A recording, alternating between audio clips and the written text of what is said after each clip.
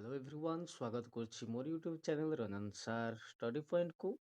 सो आम आज जानिबा आसी जाइछि ओडिशा सरकार तरफरु हायर एजुकेशन डिपार्टमेंट जारी करिछि एक नोटिस 2026 एंड 27 र 3 वर्षिया integrated BEd and MEd admission पाई निश्चित भाव ता टाइमलाइन टाको रिवाइज करिछि एवं एठारे से नोटिस जारी करिछि जे माने चाहुछंती पीजी परे BEd MEd integrated BEd MEd admission पाई सेମାନଙ୍କ ପାଇଁ ଏକ ସୁବର୍ଣ୍ଣ ସୁଯୋଗ ଅଛି।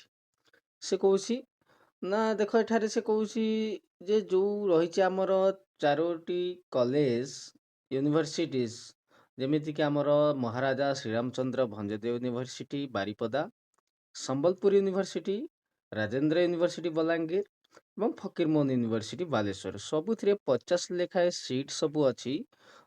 ତିନିଟାରେ ସେଲ୍ଫ ଫାଇନାନ୍ସିଂ ଆଉ ଗୋଟେ ରେଗୁଲାର ମୁଡରେ ଅଛି ଗୋଟେ ମହାରାଜା ଶ୍ରୀରାମଚନ୍ଦ୍ର ଟୋଟାଲ ଉପରେ 200 ଗୋଟି ସିଟ୍ରେ ବିଏଡ୍ ଏମଏଡ୍ କୋର୍ସ ପାଇଁ ଆଡମିସନ ଚାଲିବ ଯୋଉଟା କି 2026-27 ବର୍ଷ ପାଇଁ ଏବଂ ଏହାର ସିଲେକ୍ସନ ପ୍ରୋସେସଟା କ'ଣ ରହିବ ସେ କହୁଛି ନା ମାର୍କ ବେସିସରେ କ୍ୟାରିୟର ମାର୍କ ବେସିସରେ ସିଲେକ୍ସନ ପ୍ରୋସେସ ରହିବ ଆଣ୍ଡ ରିଜର୍ଭେସନ ରହିବ ସେଠାରେ ଯେମିତିକି ପିଜିରେ ଗ୍ରାଜୁଏସନ ଆଣ୍ଡ ତୁମର +2 ଆଣ୍ଡ 10th ମାର୍କକୁ ସେଠାରେ ଟୋଟାଲ ଉପରେ କାଉଣ୍ଟ କରାଯିବ। ଏଠାରେ ଏଣ୍ଟ୍ରାନ୍ସ ଏକ୍ଜାମିନେସନ କିଛି ରହିବାର ଚାନ୍ସ ହିଁ ନାହିଁ ତେଣୁକରି ଯାହାର ଅଧିକ ମାର୍କସ ଥିବ ସେଇମାନେ ହିଁ ଏଠାରେ ଆଡମିସନ ସବୁ ପାଇବେ। ଯୋଉମାନେ ଇଣ୍ଟରେଷ୍ଟେଡ ଅଛ 3 ବର୍ଷିଆ ବିଏଡ୍ ଏମଏଡ୍ କୋର୍ସ କରିବା ପାଇଁ ସେମାନେ ଆଫ୍ଟର ପିଜି ପିଲା ହିଁ ତାକୁ ଆପ୍ଲାଏ କରିପାରିବେ। ସେ କହୁଛି the applicants who have pass the post graduate PG examination only in science social science and humanity subjects ମାନେ ବେସିକାଲି ଯୋଉ ସବଜେକ୍ଟ ଗୁଡାକ ମଧ୍ୟ ଆମର ଦେଖିବା ସ୍କୁଲ ସବଜେକ୍ଟ ସେଗୁଡ଼ାରେ ହିଁ ବେସିକାଲି 3 ବର୍ଷିଆ ଇଣ୍ଟିଗ୍ରେଟେଡ ବିଏଡ୍ ଆଉ ଏମଏଡ୍ ସେମାନେ ଆଡମିସନ କରିପାରିବେ। ତ ଦେଖିବା ତାର ଆଡମିସନ ଡେଟ୍ କେବେଠାରୁ ଷ୍ଟାର୍ଟ ହଉଛି ନା ଆଡମିସନ ଡେଟ୍ ରହିଛି ନା ଷ୍ଟାର୍ଟ ହେଇଯିବ 20 ଅଗଷ୍ଟ 2026ରୁ ଷ୍ଟାର୍ଟ ହଉଛି ତାର ଆପ୍ଲାଏ ପାଇଁ ସମସ୍ତେ ଯାଇକିରି samsodisha.gov.in ରେ ଆପ୍ଲାଏ କରିପାରିବେ ଏବଂ ଲାଷ୍ଟ ଡେଟ୍ ଅଛି 30 ଅଗଷ୍ଟ 2026 ପର୍ଯ୍ୟନ୍ତ।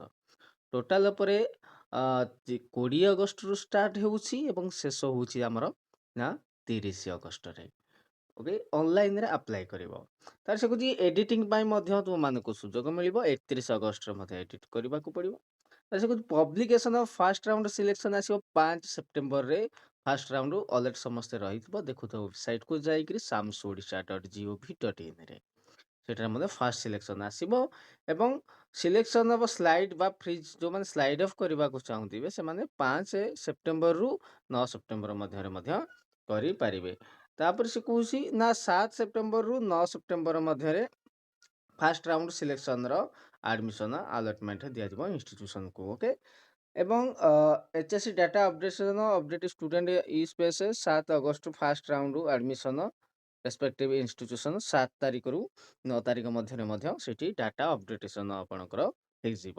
ତାର ସେକେଣ୍ଡ ରାଉଣ୍ଡ ସିଲେକ୍ସନ ମଧ୍ୟ ଆସିବ 17 ସେପ୍ଟେମ୍ବରରେ ଆସିବ ସେକେଣ୍ଡ ରାଉଣ୍ଡର ମେରିଟ ଲିଷ୍ଟ ଆସିବ ଯୋଉମାନେ ମେରିଟ ଲିଷ୍ଟରେ ଆସିଥିବେ ଯୋଉଟାକି ଫାଇନାଲ ରାଉଣ୍ଡ ସିଲେକ୍ସନ ମଧ୍ୟ କୁହାଯାଉଛି ଏବଂ 17ରୁ 21 ଭିତରେ ଫ୍ରିଜ୍ କରାଯିବ ସ୍ଲାଇଡ୍ ଅଫ୍ ଏବଂ ତା ଭିତରେ 18ରୁ 21 ଭିତରେ ତମର କ'ଣ କରାଯିବ ନା ରିପୋର୍ଟିଂ ଆପ୍ଲିକେସନ ଆଲଟମେଣ୍ଟ ଇନଷ୍ଟିଟ୍ୟୁସନରେ ଆଡମିସନ କରିବା ପାଇଁ। ଇଏ ଥିଲା ଅପଡେଟ ଏବଂ ଥାର୍ଡ ରାଉଣ୍ଡ ୱେଟିଂ ଲିଷ୍ଟ ଆସିବ waiting list basically third round spot ସିଲେକ୍ସନରେ ସେଟା 23 ସେପ୍ଟେମ୍ବରରେ ତମର ଜାରି ହେବ ନୋଟିସ୍।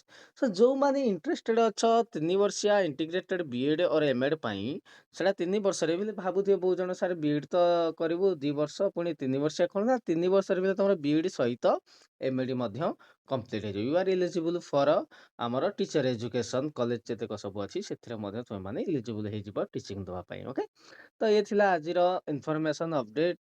ଯୋଉମାନେ ନୂଆ କରି ଚ୍ୟାନେଲକୁ ଆସିଥିବ ସବସ୍କ୍ରାଇବ କରିବ ସାଙ୍ଗସାଥି ମାନେ ମଧ୍ୟ ସେୟାର କରିଦେବ ଇମ୍ପୋର୍ଟାଣ୍ଟ ଅଛି ଯୋଉମାନେ ବେସିକାଲି ପିଜି ଷ୍ଟୁଡେଣ୍ଟ ସେମାନଙ୍କ ପାଇଁ ବହୁତ ଇମ୍ପୋର୍ଟାଣ୍ଟ ଅଛି ଭିଡ଼ିଓଟି। ତ ଆଉ ଯାହା ବି ନୂଆ ନୂଆ ଇନଫର୍ମେସନ ସବୁ ପାଇଯିବ ୟୁଟ୍ୟୁବ ଚ୍ୟାନେଲରେ ସବସ୍କ୍ରାଇବ କର ଚ୍ୟାନେଲ ସହିତ ଜଡ଼ିତ ରୁହ। ଧନ୍ୟବାଦ।